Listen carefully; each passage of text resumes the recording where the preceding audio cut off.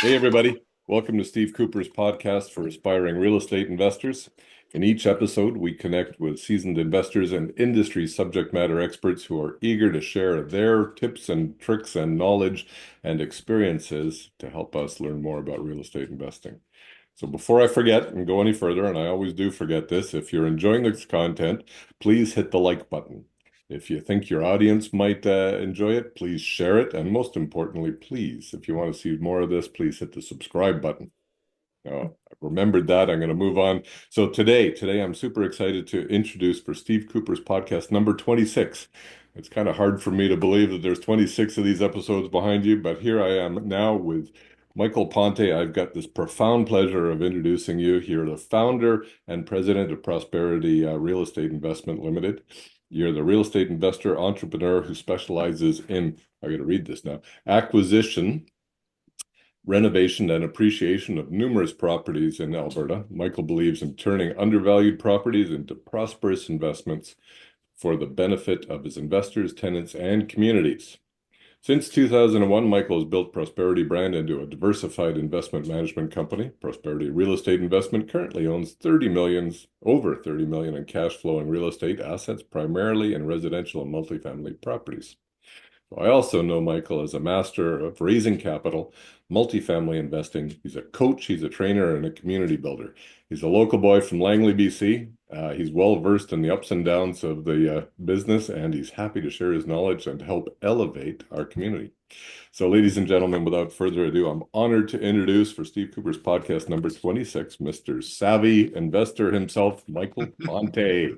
Michael, I got a lot of questions for you today, but before we Oh start, boy. did I get everything correct? I don't know. I'm like, where did you get all that from? I'm like, my head's been swollen. I feel so good. But yes, I think you nailed a lot of that stuff. Steve, thanks for doing this and appreciate you inviting me to your podcast. And again, this is no easy feat for everybody that's watching and listening to this. This is a lot of work. Do yourselves a small little favor. Give the guy a thumbs up, share some comments on the page, and do him a favor. Hit that like it button because I know how hard it is to do this. And just for everybody's knowledge, that the magic number is 20. After 20, 50% of podcasts don't make it after 20, before 20. And so, Steve, congratulations. Well done. Keep up the good work. And I've seen some of your podcasts already. Amazing what you're creating here. So give them the love, guys. You know what? You're making my head swell as well, Michael. Thank you so very much. I really appreciate that. So in the questions today, I'm really I'm becoming quite an avid student or yeah, a student, I guess, of human engineering. I like to understand what makes people tick and how they think and what it is that my audience would like to know. You know, what is the value that we can bring to that audience? And I think that I'd like to start off understanding from your lens, like what are the key lessons that you've learned over time in in this real estate investing space? You know, if I think about it, through the ups and downs and everything, we're living in tumultuous times. Maybe you can talk to me a little bit about how those lessons have played out for you. Yeah, it's a great question, and I don't know how long this podcast is, but it can go for a very, very long time of all the lessons I've learned and continue to learn. It's just part of the process. So to answer the question is like, what were some key lessons? There's just so many. There really, really is. But I think the one that really is probably going to resonate with a lot of people right now is real estate is very cyclical. It's a cyclical business. And for people that think that it isn't, is fooling themselves. Obviously we're here in Vancouver, and we can appreciate that. But there's a lot of people feeling a lot of pain right now. The market's taken a downturn, and this is the first time they've seen a downturn in literally a couple generations. But if you pay close attention, this was coming a long time ago, believe it or not. And even myself, I remember saying that this is unsustainable. The way that the way the prices were going up and incomes were not, it was unsustainable. 7, 8 years later, it just kept on going. And I'm like, okay, I'm really the dumbest person in this place, obviously, and I don't know what the hell I'm doing. But unfortunately, it is a very cyclical business. And I think the important message and what I've learned, because I've been through a few of these cycles already. And some of the things that are occurring now, I've seen before, and it's just being better prepared and having segments like you're doing, Stephen, is bringing people in that have ridden this roller coaster a few times to want to share with the community about, hey, this is coming or this is happening. Here's a better way to kind of approach this because I learned that back then, right? And these are the things that we pass on to our kids in a lot of cases. Like we're trying to teach our kids so they don't make the same mistake. And what you're bringing to the table is doing the same thing. So to answer your question, there's been so many lessons, honestly. And I think the important part is those days then when it's sunshine and roses, just be prepared that there will be challenges ahead. And that's just the business in general. Rules are changing, government policies are changing, politics are changing, everything's changing. And the one lesson I've learned is to keep your finger on the pulse of this constant moving vehicle of this real estate investing thing to help you kind of mitigate the risks, mitigate some of the challenges, and trying to be a little bit forward looking in your approach. And I'll tell you, it tends to kind of help address and pivot your direction in a multitude of ways. And I think the biggest thing is, surrounding yourself with the community and being in touch with other individuals that have been doing this a long time. So you have a place to ask those questions and say, hey, I don't know when this podcast is being released, but, like Trump's tariffs, if they're coming and if that's going to change the landscape of things in a lot of different markets. Yeah. So again, how are we addressing that? How are we preparing that? So if there was one big lesson, that's it. It's like understanding that this is not a straight line approach as much as we wish it was. And some of the books that I've read, it's supposed to be that way, but it's not. It does go up and down. And that's where investors become more sophisticated, is by learning the ups and downs and just kind of riding this thing out. And over time, success comes up. This is not, you're going to be a millionaire in a year. It takes a long time as you're dealing with the ebbs and flows. Yep. There's so much truth in this. That's why I think that you're the master to answer this question best. So as we look at it, you talked a lot about market analysis or understanding the market and understanding where it's going.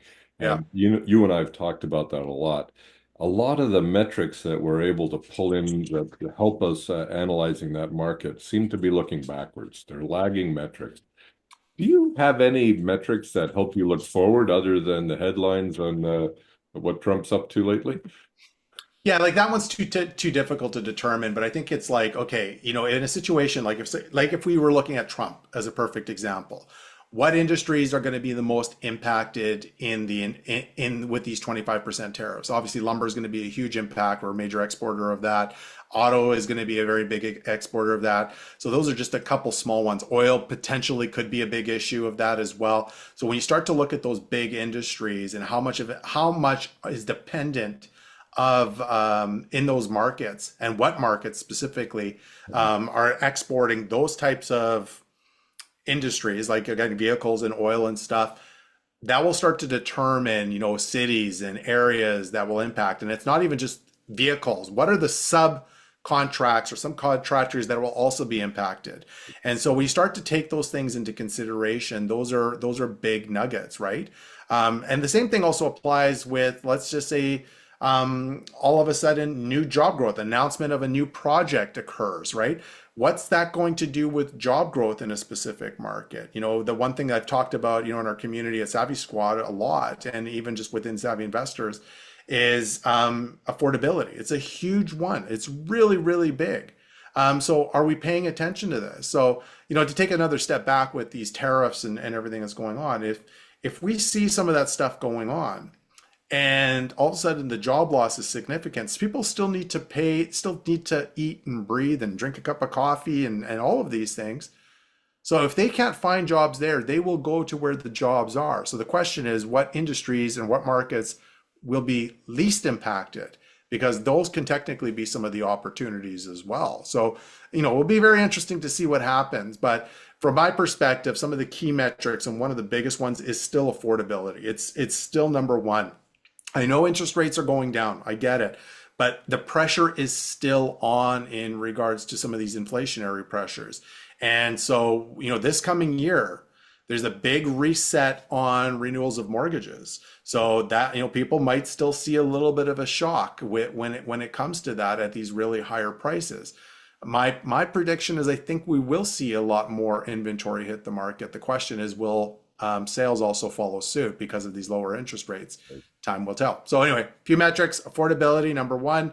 Definitely government policies is another one, which is not a common one, but it's definitely changing the landscape without a doubt. So pay attention to some of those key small indicators. And again, pay also attention to where the job growth is right now, because it says, or not necessarily job growth, job sustainability. That will probably be the big one that I'd be paying attention to. I like it. I like it. Very important, I think. And as we are monitoring the markets and trying to figure out where our investments are, where what's at risk, where should I be investing next? Should I just we have to actually, I think, get ourselves into a system whereby we're analyzing that market, we're understanding what asset class we want to be involved in, and being able to actually implement a strategy that's going to acquire properties in the right market. Yep, 100%. And the ability to pivot back and forth as this changes, right? So I think this is actually key. So somewhere in the middle of that, I think my question is to do with mindset. How do you get your head in the right space Oh, such good that one. you're not daunted by the headlines and you're focused ahead on the strategy and be able to move forward? You and I've talked a little bit about mindset, but I think that there's a lot more to it, and you actually bring a lot of that to the table with the Savvy Squad, like you mentioned. Tell me more about why you think that mindset's important and what it means for a real estate investor. Yeah, it's crucial because you can get so caught up with the headlines and it just freezes you. Hmm. Okay, completely. There's all these reasons why you shouldn't be investing in real estate. You can find them a million. They're literally on every single page and every single article that you can find of why not to invest in real estate based on one thing or another, right? And so all of a sudden it puts you into kind of a negative spin, right? And instead of looking at it from that perspective, look at it as, what's the opportunity for every negative? What's the opportunity in that negative? Okay, really ask yourself that. And the mindset part is this. You have to kind of stay focused on kind of what your objective, like, why are we doing this real estate investing thing first and foremost? Okay, what's the objective? Why are we doing this? And the second question is, how bad do you want it?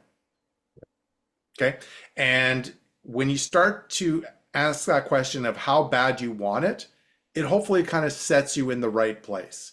And you know what? I'll share a quick little story. I was part of a real estate group many, many, many years ago. You may have heard this story before, Steve, but I don't think maybe many of your audience has heard it. But I was part of a real estate group many, many years ago. And I was new to the group. And just like anything, we go out and network with individuals and we say hello and make those connections. And I met this individual and he shook his hand and say, "Hey, how's it going? What's your name?" All that wonderful stuff. And of course, the question comes up, how many properties do you own, or how many doors that you own, right? And for me at that time, I think I owned two properties, two small little townhouses. And I asked, how long he was a member for, and he was a member for 10 years of this group. And it's not a shot at the group, but it's just 10 years learning and absorbing and taking the time to energize himself and get going. And you know how many properties he owned? Zero. Absolute zero. Fear completely held them back, And here's the thing that it maybe will help kind of address the mindset part is this. I've shared this before with a lot of people, as I've turned 50 this last year. And I know I don't look it. I'm very young looking for sure. Super handsome still. Absolutely. Very handsome, right? No, but truthfully, 50 was a real eye opener, because now I'm starting to realize that, you know what, 5-10 years is very precious time. And I'm starting to really realize how precious time is. And if we just let it, if we just let fear get in the way, we lose that precious time. We lose those precious opportunities. And so the question goes back to it is, how bad do you want this? Are you just going to let your days pass, your weeks pass, your months pass? And then you look a year from now, we just finished January 1st. January 1st was not that long ago. We're almost at the end of the month. It's almost February 1st. It's almost February. And we've had goals that we've set for ourselves. How are we doing? Really assess that, right? And it's tough because you know what, there's all these obstacles, all this news, all this negativity. And my advice would be, how bad do you want it? It's stay focused and re-energize yourself to a point. And one of the best advices that I give people is when you're struggling with the negative mindset or fear or obstacles and stuff, you know, either surround yourself with the right group, and not necessarily always a community. But one of the best bits of advice that's really helped me is get yourself an accountability partner. I still have an accountability partner today. I met with him yesterday. I'm meeting with him tomorrow. Okay, on key things that we're striving for, right? And so what happens is it kind of gives you a slap in the face, not physically or just literally, right? So, but truthfully, it gives you that slap in the face to stay focused on kind of what you're striving for and accomplishing your goals. Because if you don't have that, you can get stuck in that space. Because sometimes, and I think we've talked a little bit even before we hit the record button, it's like there's all these sparkly things, these fandangled things, especially in this real estate world. You're just like, I'm going to follow down this path. Oh, I saw a podcast on this. I'm going to go down this road and this road here. And we're just getting just totally confused and lost, right? Instead of staying focused on a key objective. And do you have somebody to kind of rein you in a little bit and pull you back and say, Steve, what are we focusing on? I shouldn't say Steve. Mike, what are we focusing on, right? And let's get back into the right mindset and not letting fear get in the way. But so these are just a few different things. It's not easy. There's bad days. I struggle with mindset sometimes myself. It's just like you have a crappy day, you have a crappy week, and it's finding a way to kind of dust yourself off to refocus. Because if you don't, you may be in that position of the individual that I met a long time ago, 10 years later, not doing a darn thing. And hopefully that's not any of the listeners here. And if it is, then, what are we going to do to change that and refocus? And, listening to this is hopefully trying to encourage you to take action one way or not. And if you're struggling with that, how can you get somebody to help you be held accountable? This is all music to my ears, Michael. I'm meeting with my accountability partner an hour after this podcast. Excellent. Fantastic. It's our first meeting. So maybe help give me a little bit of a framework. How should this meeting go? Cool. Oh, is that a question? It's a question. How should this meeting go? That's a great question, right? So I think part of this is, number one, is clarity, first of all. And I think that's always the first step, is clarity to what the goals are. What are you striving to accomplish for this year? And at the same time, what's the long-term objective? So making sure that your partner understands both sides of that. Mm-hmm. One of the things that we love to do is identify things that you want to accomplish each and every single week. So stick it out, throw it out there. Okay, so this week I am going to accomplish this. Wow. Okay, now this is where it gets a little fun. So you committing yourself to do that, and at the same time we call this a 5-minute update. So it goes very, very fast. So what's your update is like, what went well, what didn't go well, what were some of the challenges, and I always reference it on business. I reference it on family, and then I also reference it on personal, myself. So I have business goals, family goals, and personal goals. So those are 3 objectives that I have as goals for myself that I want to be held accountable. What went well this week? What didn't go well? And then try to find ways to outline it. It's a 5-minute update. I do mine, he does his.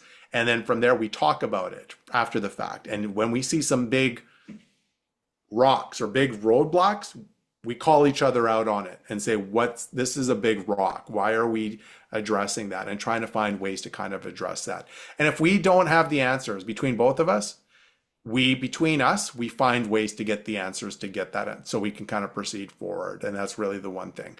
Now, this is where it gets a little bit of fun. So there's like a tracking mechanism. So try to create a little bit of gamification. We're all a little bit competitive in our own ways. Mm-hmm. So once a month, where we do an accountability meeting personally, and whoever's got the best score for that month is paying for lunch. I like it. So your accountability partner meetups are face-to-face then? They're not Zoom calls across provinces? No, they are not across provinces. They are on Zoom calls, but once a month we do a personal meeting. So I have an accountability meeting here. But it can't, I'm just sharing the lunch as a reward. You guys can come up with your own rewards that you want, in this space. It doesn't have to be physical, but have some fun with it. But the more you gamify this, and we all have our little competitive environment, have some fun with it. There's lots of ways to try to create a little bit of a game. And by having a little fun with it, you're proceeding forward, having fun. I love it. I love it. I think that this is something that's quite uplifting, this thought of the accountability partner and being able to Yeah, actually be ready for it. So I don't feel yeah. anxious. So, but I'm looking forward to how this evolves. It's a great initiative. I think speaking of initiatives, a lot of what I've seen with Savvy Investor for the last 1, 2 years, it's grown exponentially, right? There's a whole bunch of exciting things that have been happening, and you're bringing to the Yeah. table Thank experts you. from different talking about different aspects or investors that are sharing their deals and or asking questions to the group and getting a group Yeah. engagement with all these things.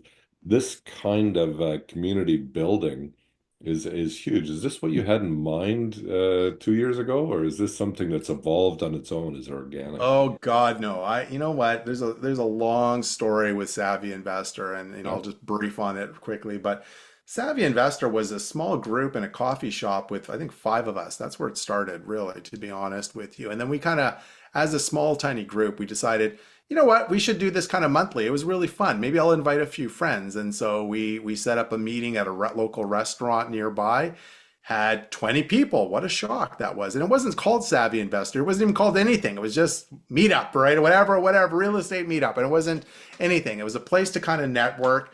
And then people were talking about the educational side of maybe having a little bit of sessions. And we did that for a few months. And this was like back in early 2020, I think it was. And so everybody knows kind of what happened around there. And we kind of made the decision, hey, there's this crazy thing called COVID or something like that, that we have to be home for a couple of weeks. So why not this month? We will just maybe miss this month. We'll all see you the following month. Mm. Obviously, we all know how the story worked with that one there. And we decided to kind of set up a Facebook group, and it just kind of evolved and grew. And so, truthfully, there was no audacious plan to kind of get it to this level. And as it started to grow and expand, very honored and so thankful for our community for supporting us. It just kind of evolved to the direction that it was. And I would say over the last couple of years, we've got a lot of more clarity. It really is now truly a process of trying to create a platform for real estate investors. And our objective really is, a lot of turbulent times over this last year, real tough. Hasn't been And easy. so I'm taking that truly to heart. And it's like, how do we support our members so they can avoid some of those costly mistakes? So be it in bringing some experts in and training and tools and resources and a segment like you just brought up is pitch your deal. And pitch your deal is not about pitch your deal, to be clear. It's not about raising money per se, as it is learning how to, number one, maybe learn how to raise money, but also get it picked completely apart so people know how to learn how to do proper due diligence, not just on the deal, but also the person as well. And so we're trying to make investors a little bit more sophisticated and a little bit better so our industry can heal and improve. And more importantly, we want this to be a positive experience. We don't want this to be negative based on a situation that's happened somewhere else. Now, this real estate investing is risks no different than anything else. But our objective is try to minimize that to the best of our abilities by providing the tools and resources and the people to kind of share, give as much value as we possibly can. In our space, from my perspective, there's no competition. We're all here to win. If I can share something even on this podcast that helps people succeed on their next deal, or just even set up an accountability partner that's helped them succeed, fantastic. I'd be honored, and I don't want no credit on any of it, like none of it. This is your success. And that's really what we're striving for, is having a safe place, an open place to be vulnerable, to talk, to share, to find the right tools that work so they can feel like they're making the right decision. But most importantly, they also have a community where they can reach out and say, hey, somebody, I need a second set of eyes on a deal or whatever it is, and not feel stupid or just feeling that they have the support that they need. And that's what Savvy Investor is, and that's what we're striving for. I love it. I love it. It's a fantastic group. I'm really enjoying it and all of the value it brings. I can't Thank you. participate in all aspects of it, but I do try to catch up. Yeah. Hey, Michael, going back to the introduction, you've been doing this for what, over 20 years, I said, and over Yep. $30 million worth of assets. Do you still have a mentor?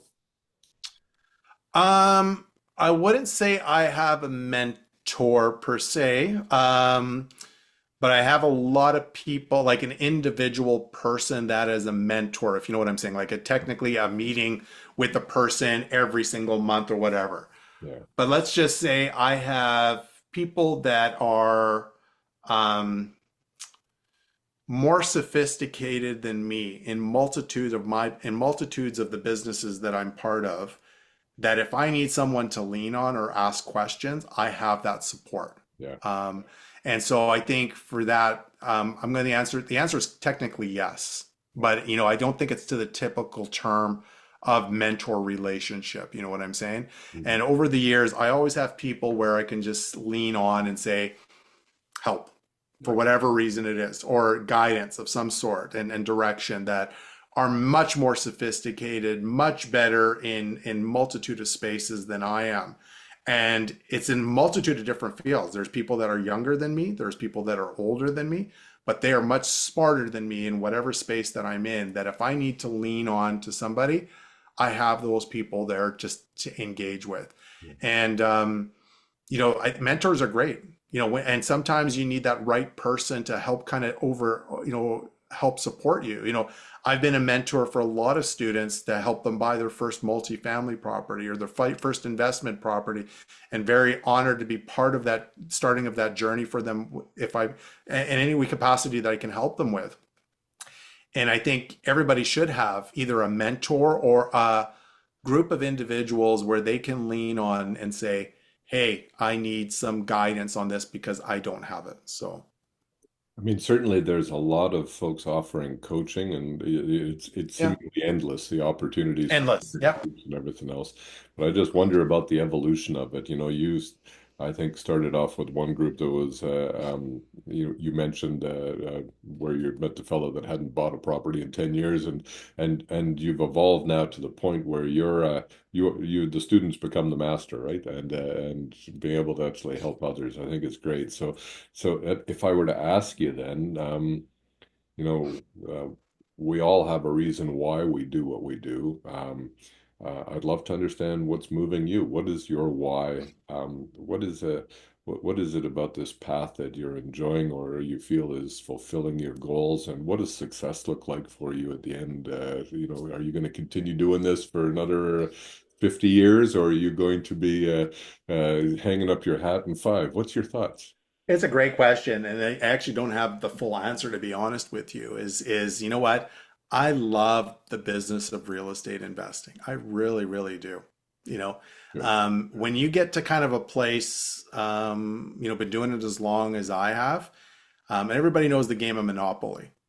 It's kind of feeling a little bit like that right now, but it took a long time where it didn't feel like that. It was a lot of work and a lot of involvement, but riding through the roller coasters, I've had lots of sleepless nights. Don't fool yourself. There's a lot of crappy days and the crappy nights that come along with this business as well. And it's not definitely the sunshine and roses that I thought it was going to be when I first got started.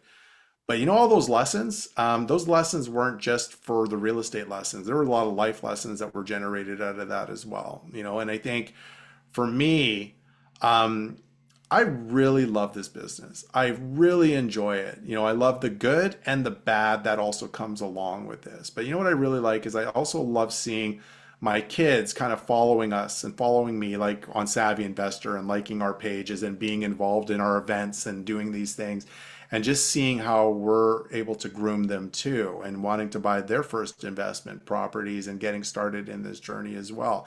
And so for me, I look at my kids and they like seeing kind of this whole evolution of what we've done. And I also believe that, what we're trying with Savvy Investor, if we can help encourage, motivate, and at the same time support, that's the key thing. Not just our kids, other people as well. I'll do it for as long as I possibly can. To me, it's not really a job. I really, really enjoy seeing people succeed. Like there's nothing more rewarding. And the best analogy I can give you is, watching your son or your daughter riding their first bike after falling a million times. It would be no different than a student, doing kind of the same thing without falling all the time, but just watching them to buy their first property and just, what? It's not for me to market that or promote that they've purchased their first property. I always say this, it's not my win. It's not Mike Ponte's win. That's their win. That's their success. And I'm never going to market that on their success. If they want to give me a shout out, great. But it is absolutely no expectation. But watching people grow and evolve is like watching your children. It's not maybe the exact analogy, you're going to be even more proud of your kids, but it has that similar feel. And so for me, when you've got that feeling, why would you want it to stop? And so I'll do it for as long as I can kind of possibly do it. And I know my role will evolve. I may not own as many properties, and you're starting to see me kind of maybe downsize a little bit, just kind of pruning the tree a little bit and be a little bit more focused on, the assets that I own, which ones do I want to continue to maintain.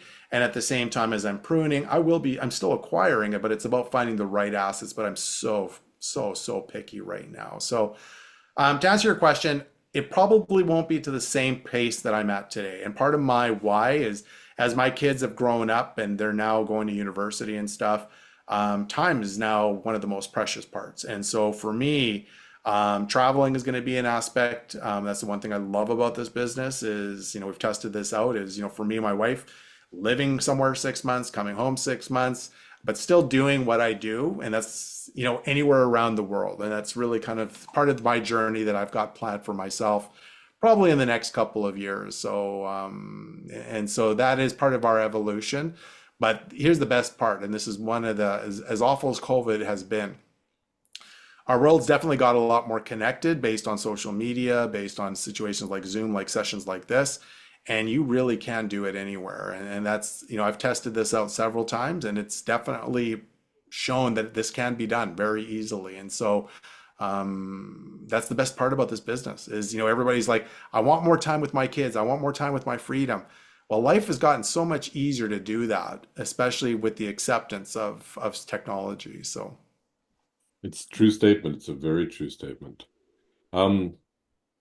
Last question then. So any advice for new investors? Mm. Yeah, I think, what, for new investors is, obviously number one, take the time to learn no matter what. Like, I think it's, you just need to understand what the heck you're doing. And I've seen this too many times before, as a lot of people will make the suggestion, just jump in with both feet. And there's nothing wrong with that. That is really where your best learning is going to be. But if you take the time to just, listen to a few podcasts, watch some YouTube videos, make sure you read accordingly, connect with other people, take a course. And I'm not here to plug courses by any means, but it definitely is worth it, is take the time to educate yourself first. And then from there, take action right after the fact. And it's just like anything, you're not going to be a dentist without a little bit of form of knowledge or education, or a plumber, or even a mechanic. In some cases, you'll make a lot of mistakes. So just take the time to kind of learn, surround yourself. Don't be in a big rush to jump in just because you've read a book or a podcast, both feet. Just take some of those small steps to kind of help you with your journey. And like I said, I think if you do it that way, and at the same time, engage with other people. As you're asking me this question, ask other people that are part of communities. Like, we join Savvy Investor, be the part of the Facebook group, be vulnerable, ask the question. I'm new here. It's okay. Say that. Be blunt. I'm new. I'm looking to learn. What should I learn first? Great question. And you'll get a lot of great response and feedback from other people, and just kind of follow direction in a lot of cases. Now, it can lead you in a multitude of directions, but this is where you, again, find maybe an accountability partner, find somebody that's maybe a little bit more experienced than you. And again, if you want to take a course or a training session to help kind of build a foundation, it will expedite that process right from the very beginning. And hopefully help build your confidence, because that will be one of the biggest things is fear. I was scared. My first deal, scared to death, absolutely scared to death. Walked away from my first deal because I was scared to death. Another story for another day, maybe podcast, 56, Steve, come and maybe invite me then. We'll come back. Yeah. And so with that, what I think that's part of the exercise is fear is going to be part of this. You will be scared. And I shared this story before, is I was literally shaking with my hand, with my pen, signing my line of credit, like just setting it up, shaking to do that. Yeah. The impact was nothing. And taking those small little steps just to get close to taking that first acquisition. So my advice, take the time to learn, connect with other people, start to engage. But most importantly, once you've taken that time to learn, take action. That's really, really key. Good, good, good, good. So before we close off and we wrap things up, if I want to say it again, if you're enjoying this content, please hit the like button. Please feel free to share it with your friends if you think they'd gain something out of it. And don't forget to hit the subscribe button, please. Michael, you're a true gent. I really appreciate you, my friend. Thank you so much for joining us today. I really appreciate your story and insights into real estate investing, and I hope the audience here has actually appreciated it as much as I do. Thank you so much. If people want to reach you, Michael, how should they Yep. go about doing so?